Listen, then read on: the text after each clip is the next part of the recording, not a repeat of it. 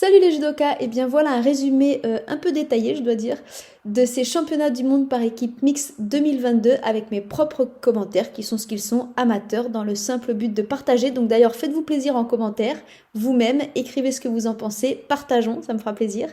Et puis comme je le dis toujours, profitons de ce type de championnat, profitons de regarder les grands champions pour nous-mêmes progresser dans nos dojos. Juste avant de commencer, 3 choses. D'abord, vous trouverez en description le lien vers tous les matchs de la journée. Il y en a eu 4. 2, vous trouverez aussi en description un lien vers un cadeau que je vous offre, qui est une mini formation sur les 5 clés de base pour savoir analyser un combat en compétition et savoir s'inspirer justement des grands champions. Et puis 3, pensez tout simplement à vous abonner à cette chaîne YouTube ou à mettre un pouce, ou les deux d'ailleurs, c'est encore mieux, pour m'aider à la développer, pour me soutenir, ça compte énormément. Donc j'espère que je peux compter sur vous. Et voilà, pour finir, vous verrez que dans la vidéo, vous pouvez naviguer avec les petits points là qui doivent apparaître en dessous, qui correspondent au chapitre, notamment pour sauter cette introduction si ça fait 3 fois que vous l'entendez, et surtout si vous êtes déjà abonné à cette chaîne. Allez, on y va! Et c'est parti pour la finale contre les Japonais qui ont déjà battu la République dominicaine, les Pays-Bas et l'Allemagne. Alors je vais vous laisser avec quelques ralentis proposés par l'IJF et qui montrent de très très beaux hippons. Voilà, là un bel osotogari. Ensuite, juste après, je crois que vous allez voir un très beau mouvement avant-arrière. Vraiment avec un beau changement de direction qui est efficace. Ensuite, ici, on a un magnifique Uchimata de face, c'est assez rare à voir. Vous allez voir, il rentre la jambe et en fait, il tourne en l'air. C'est vraiment super. Alors là, je trouve ça impressionnant. Et puis, très très beau Tayotoshi. On dirait presque un Tayotoshi comme on fait en Uchikomi à l'entraînement et un Uchimata. Donc voilà pour les Japonais qui étaient très en forme aujourd'hui. Il faut savoir qu'ils n'ont perdu aucun combat sur cette journée par équipe. Et donc on va voir ce que ça va donner contre la France. Ici aussi, j'avais oublié qu'il y avait aussi Ota qui a mis un très beau Seiyotoshi en posant le genou, Otoshi. Voilà, on va voir ce que ça va donner. Alors c'est parti. Et le tirage au sort fait commencer les hostilités, on va dire, une façon de parler, avec Mathieu Alexis qui vraiment m'a impressionné toute la journée. Il a de nouveau cette fougue où vous regardez dès la première prise de Kumikata, le japonais peut pas respirer. Bon, même si là ça se voit pas forcément sur cette première séquence, vous allez voir que il se sert de son Kumikata fort vraiment pour passer des techniques, pour s'engager, pour déplacer son partenaire.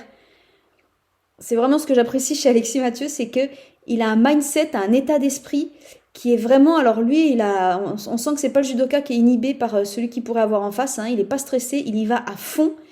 Et il est capable comme ça d'avoir cette vivacité où le quart de seconde compte, il ne laisse rien passer. Alors après, c'est techniquement, de fait, elles sont pas assez efficaces, ces techniques, pour vraiment marquer Ippon. Mais il est très engagé, très mobile. Et je trouve que c'est assez agréable à voir. D'ailleurs, j'ai très peu coupé le combat, vous allez voir. Parce qu'on ne s'ennuie pas. Voilà, il a sa main droite bien placée, le japonais arrive à lui défaire. Ça va être régulièrement un jeu de kumikata comme ça, mais ça ne les empêche pas d'attaquer. Ça, c'est la première action qu'il tente sur cette osotogari. Mais le japonais arrive à esquiver. On appelle ça briser la force quand il arrive à se retourner pour pousser le dos.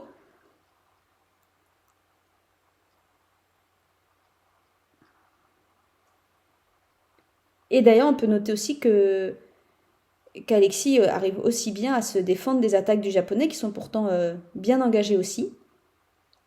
Mais c'est ça, lui, vraiment, il est très vigilant.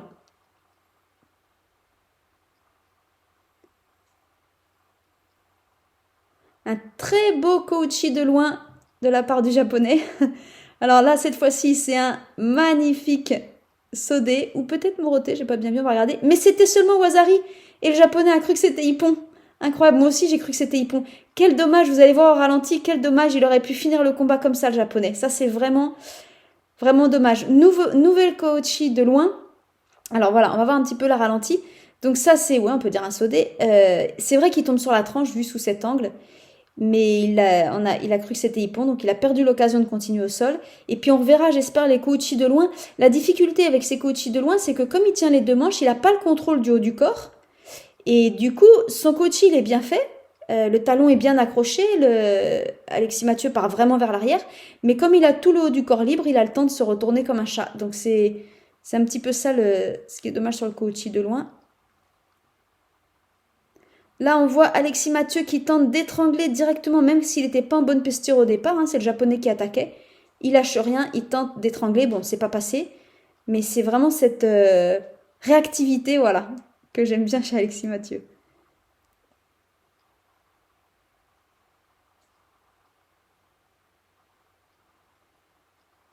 Vous avez vu, chaque séquence est vraiment très active. Et là, magnifique, ça marque magnifique. Donc là, c'est carrément Ippon Ko, Ippon en feinte. Hein. On le voit assez bien au ralenti. Le japonais feinte un Ippon Seoi pour ensuite enchaîner sur Kouchi. Alors là, on va voir, voilà, regardé comme il était bien placé pour le Seikomi, mais il a tout lâché, croyant que c'était un Ippon. Bon, cela dit, moi aussi, j'aurais cru que c'était un Ippon, mais comme quoi, faut faire comme Roman, faut continuer, même quand c'est Ippon, faut être en Seikomi jusqu'à ce que l'arbitre nous tape dans le dos. Et là, on voit bien, regardez, il feinte sur Seoi en tournant la tête et il revient en Makikomi, il a son coude dans le dos. Attention de ne pas toucher sous la ceinture, c'est interdit de toucher sous la ceinture. Mais il revient, le même bras qui lui servait à feinter Seoi, lui sert à aller dans le dos et faire un Kouchi Makikomi. Donc il est vraiment très très bien fait. Du coup, ça fait 2 points pour les Japonais et on passe à Roman qui, j'espère, va nous ramener un deuxième point. On a quand même de bonnes chances. Roman, comme toujours, on a confiance en elle. Bon, elle n'a pas rencontré la japonaise cette semaine, enfin en individuel. On va voir ce que ça va donner. En tout cas, elle a toujours cette capacité à aller chercher le kumikata qu'elle apprécie avec une main droite bien haute, voire dans le dos. Romane, elle n'hésite pas à tourner le dos. Là, elle prend carrément en croisée, donc faut qu'elle attaque. C'est ce qu'elle fait sur un Ouchi qui est pas très réussi, mais qui lui permet d'enchaîner en Osaikomi. Elle est incroyable. À chaque fois, elle fait le coup. Elle arrive à amener son partenaire au sol, son adversaire au sol, et à enchaîner son Osaikomi. Puis alors là, ce qui me fait rire, c'est que, je sais pas si vous avez vu, mais elle a la même tête. En fait, toute la compète, individuelle comme équipe, à chaque fois, elle a la même tête sur son Osaikomi où elle tient pour aller jusqu'au Ippon. Et ça marche, c'est efficace. Donc là, on va voir, voilà, elle en fait son Uchi.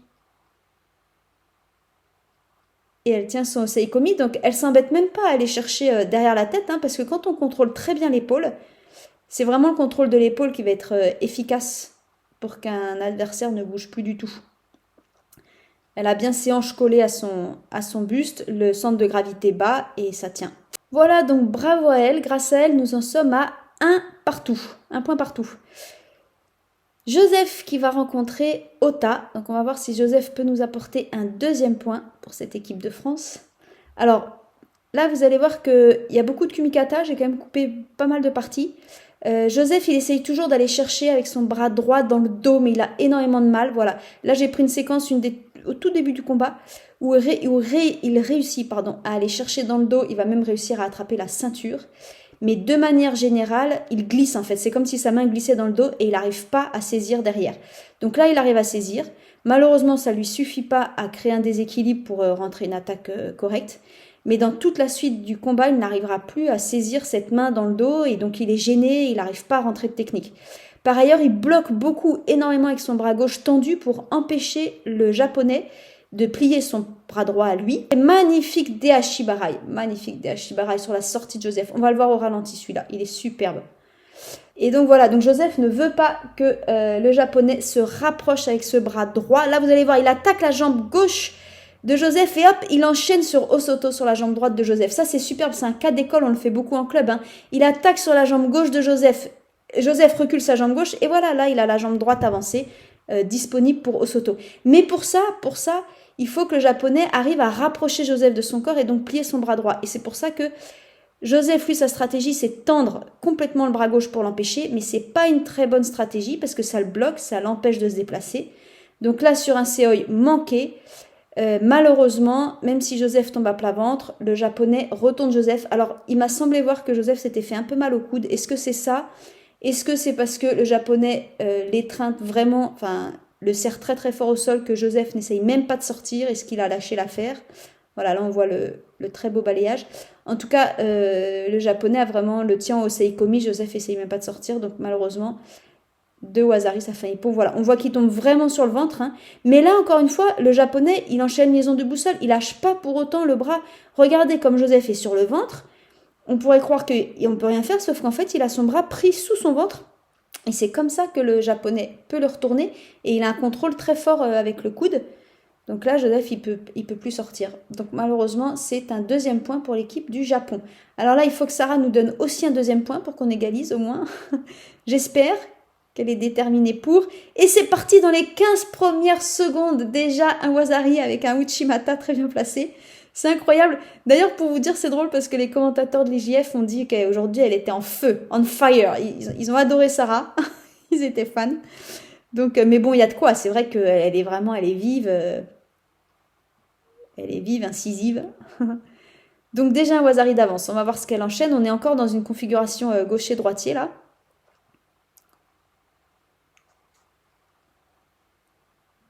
Du coup, dans cette configuration, comme on a un miroir, la difficulté c'est d'attraper la manche parce que les deux manches sont éloignées et on a chacun envie de la voir en premier, forcément, de la tirer à soi.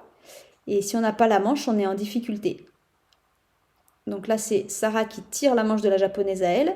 Et ça, c'est important parce que dans tous ces Uchimata et compagnie, il faut absolument tirer la manche à soi pour dérouler et la faire tourner.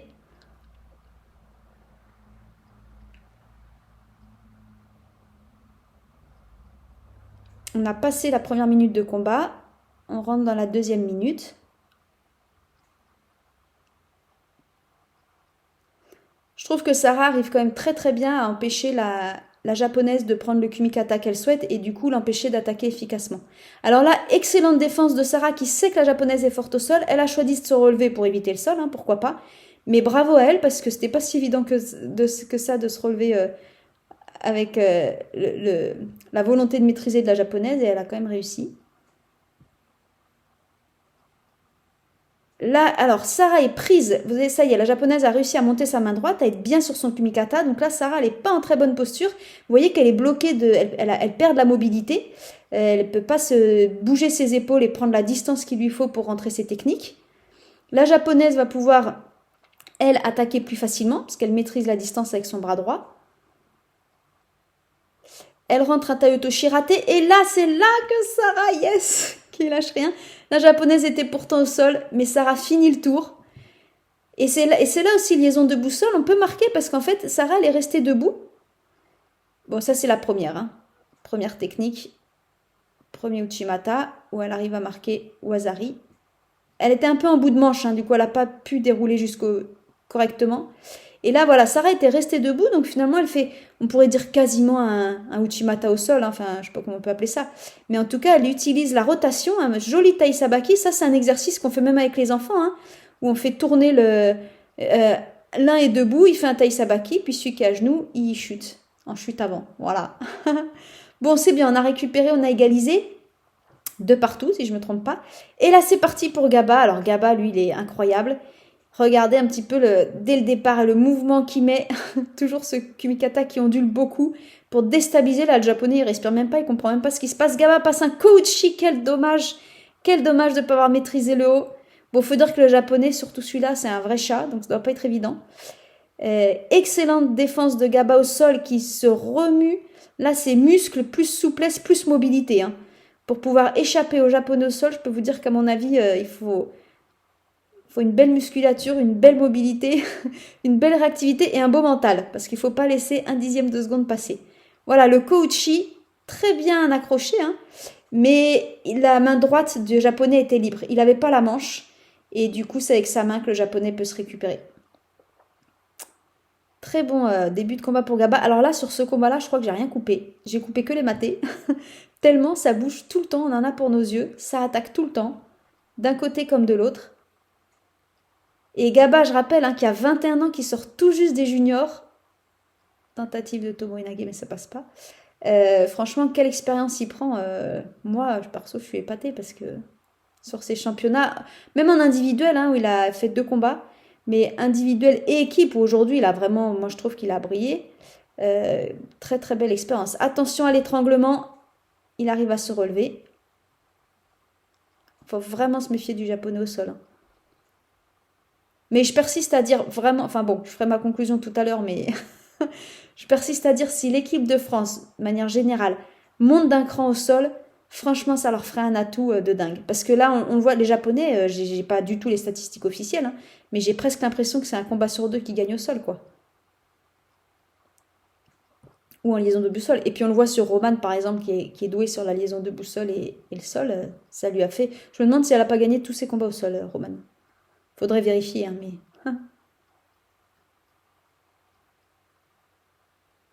Voilà, pendant que je cause, je vous laisse, j'espère, prendre plaisir sur ce combat.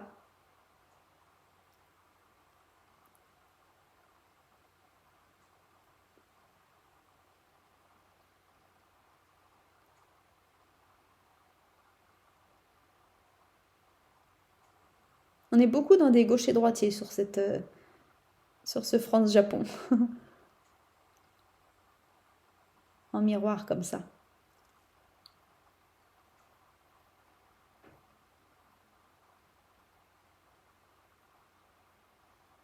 Tentative encore de Sumigeishi, ou enfin en tout cas de Sutemi. Je ne sais pas exactement ce que c'était comme Sutemi, mais enfin. Attention au sol parce que le japonais il contrôle bien. Là aussi on va avoir encore une excellente défense. Il arrive à prendre la jambe. Le japonais va essayer de tirer le coude pour aller contrôler le haut et sortir sa jambe. Heureusement Gaba arrive à se mettre sur le ventre. Il a vraiment une très bonne défense au sol aussi, hein.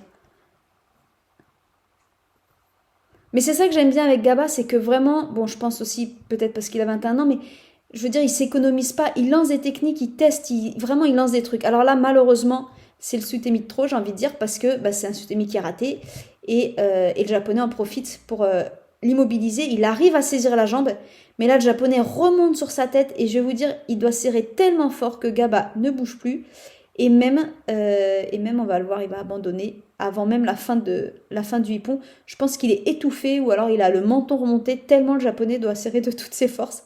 Donc là voilà, on va voir, il veut lancer un Sumigeishi, on peut dire, hein, qu'il manque et le japonais en profite. Mais moi, personnellement, c'est mon avis perso, mais je trouve ça quand même génial parce que voilà, il tente ses techniques, il travaille, il lance, il bloque pas du tout le combat.